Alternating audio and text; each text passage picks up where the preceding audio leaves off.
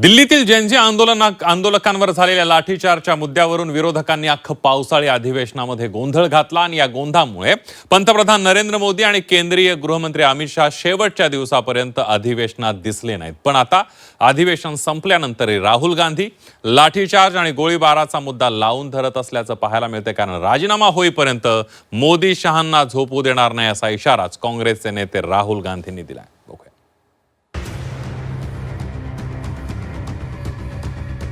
राजीनामा होईपर्यंत झोपू देणार नाही।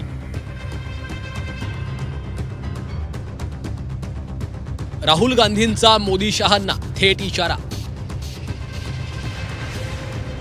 दिल्लीतल्या लाठीचार्जवरून गांधींचा हल्लाबोल। राहुल गांधींच्या इशाऱ्यावर भाजपचा पलटवार। लोकसभेचे विरोधी पक्षनेते राहुल गांधी यांनी पंतप्रधान नरेंद्र मोदी आणि केंद्रीय गृहमंत्री अमित शहा यांच्या विरोधात मोहीम उघडल्याचं पाहायला मिळतंय। गुरुवारच्या राष्ट्रीय संमेलनाच्या कार्यक्रमात राहुल गांधींनी सत्ताधाऱ्यांवर टीकेची झोड उठवली। दिल्लीतल्या जेनझी आंदोलनावर झालेला लाठीचार्ज आणि गोळीबार प्रकरणावरून पुन्हा एकदा अमित शहांना लक्ष्य करत राहुल गांधींनी त्यांच्या राजीनाम्याची मागणी केली। राहुल गांधी एवढ्यावरच थांबले नाहीत, त्यांनी जोपर्यंत राजीनामा होत नाही तोपर्यंत मोदी शहांना झोपू देणार नाही म्हणत इशाराच देऊन टाकला। यावेळी राहुल गांधींनी मोदींवर थेट हल्ला चढवलाय। आपने कभी सोचा है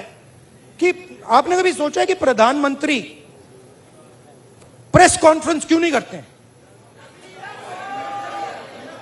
ये मेरे लिए नहीं सुनिए, ये मेरे लिए पहले बड़ी सरप्राइजिंग चीज थी। मैं सोचता था कि इसके पीछे कोई मार्केटिंग की स्ट्रेटेजी है, कुछ है। फिर मैं भैया उनके साथ कमरे में बैठ गया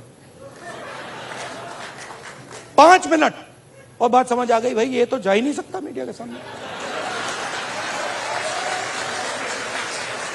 ये तो वहीं का वहीं 5 मिनट में खत्म हो जाएगा। रियलिटी, मैं आपको रियलिटी बता रहा हूं और मैं आपको बता रहा हूं, आप लिख लो, जिस दिन तक नरेंद्र मोदी अपना इस्तीफा नहीं देंगे, अमित शाह नहीं हटेगा, उस दिन तक नरेंद्र मोदी और अमित शाह नहीं सो पाएंगे। उनको हम जगा के रखेंगे, पूरी रात जगा के रखेंगे, जब तक वो कोलैप्स करके कहें कि भैया ये हमारी बस की नहीं है, माफ करो, छोड़ दो हमें।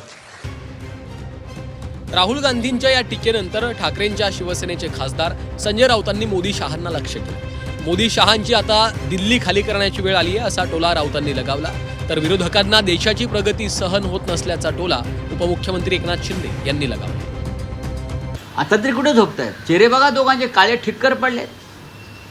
20 दिवसांनी ते काल पार्लमेंटला लोकलज्जस्तेवाले वंदे मातरम जेव्हा आपण गातो संपताना तेव्हा यावंच लागतं, तेव्हा ते खाली मान घालून आले त्या क्षणाला 3 मिनिटासाठी आणि ताबडतोब खाली मान घालून गेले। 56 इंच वगैरे काही नव्हतं, मैं हूँ, संपला तो विषय।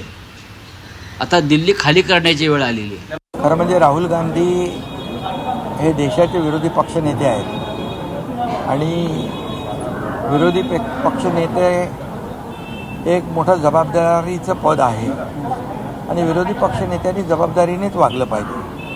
परंतु दुर्दैवाने आपल्या देशाचे विरोधी पक्षनेते नेहमीच देशाच्या प्रधानमंत्र्यांवर, मोदीजींवर आरोप करत असतात, देशातही करतात, विदेशात गेल्यानंतरही करतात। महासत्तेकडे चालला आहे।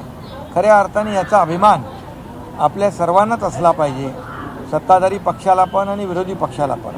दुर्दैवाने या ठिकाणी विरोधी पक्षाला आपल्या सरकारचं जे काम आहे ते देशाचं काम, देशाची प्रगती पाहवत नाही। राहुल गांधींनी थेट पंतप्रधान नरेंद्र मोदी आणि अमित शहांना इशारा दिल्यानंतर भाजपनं जोरदार पलटवार केलाय। 12 वर्ष झाली पण राजीनामा देण्याची वेळ आली नाही, मात्र राहुल गांधींना देश सोडण्याची वेळ आली अशी टीका नितेश राणेंनी केली। तर राहुल गांधी 2014 पासून झोपलेले नाहीत असा टोला नवनाथ बन यांनी लगावलाय। असं आहे की असे बघता बघता 12 वर्ष झाली ना राजीनामा देण्याची वेळ आली पण आता राहुल गांधीला लवकरच देश सोडण्याची वेळ निश्चित पद्धतीने येऊन तुम्हाला सांगतो. पंतप्रधान मोदी साहेब आणि अमित शहाजी हे प्रत्येक भारतीयाच्या हृदयात आहेत. त्यांना 3 वेळा या देशाच्या जनतेने निवडून दिलेलं आहे. म्हणून राहुल गांधींनी कितीही वल्गना केला, कितीही अशा पद्धतीच्या मोठे मोठे स्वप्न पाहिलं, तर आमच्या इथून काय राजीनामा होणार नाही, पण पाकिस्तान जाण्याची तिकीट नक्की निघेल. स्वतः राहुल गांधींची झोप 2014 पासून उडाली आहे. 2014 पासून राहुल गांधी झोपलेली नाही, काँग्रेस झोपलेली नाही, कारण त्यांना झोप येत नाही. राहुल गांधी घाबरलेले आहेत. प्रत्येक वेळेला घाबरले की राहुल गांधी पळ काढतात आणि परदेशामध्ये पळून जातात. आता अधिवेशन संपलंय, पुन्हा एकदा राहुल गांधी 15 दिवसांसाठी परदेशामध्ये पळून जाणार आहेत. त्यामुळं पळून जाणारे कोण आहेत, भगोडे कोण आहेत, हे देशातल्या जनतेनं ओळखलेले आहे. दिल्लीमधील जेनझी आंदोलनासंदर्भात अधिवेशनात केंद्रीय गृहमंत्र्यांनी निवेदन देण्याची मागणी विरोधकांनी केली होती. पण आधीचे 19 दिवस अमित शहा संसदेत न आल्यानं आणि शेवटच्या दिवशी लोकसभा अनिश्चित काळासाठी तहकूब झाल्यानं सरकारची लाठीचार्ज गोळीबार प्रकरणात भूमिका स्पष्टच झाली नाही. त्यामुळेच की काय आता राहुल गांधींनी थेटपणे मोदी शहांना इशारा देत संसदेबाहेरच्या लढाईचं आव्हान दिलं. याचे नेमके काय पडसाद उमटतात याकडे सर्वांचं लक्ष लागलेलं आहे. ब्युरो रिपोर्ट, झी 24 तास.